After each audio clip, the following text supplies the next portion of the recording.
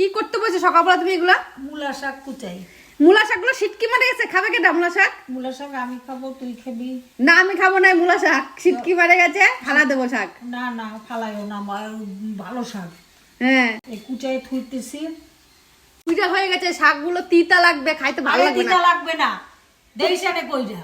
হ্যাঁ তিতা শুকায় গেছে, দেখো আরে শুকায় গেছে না, এগুলান্ডে লবণ দিয়া ভালো কইরা চটকায়া তার কালো জিরা কাঁচা লঙ্কা ফোড়ন দিয়া ভাজবি। তুমি খাও?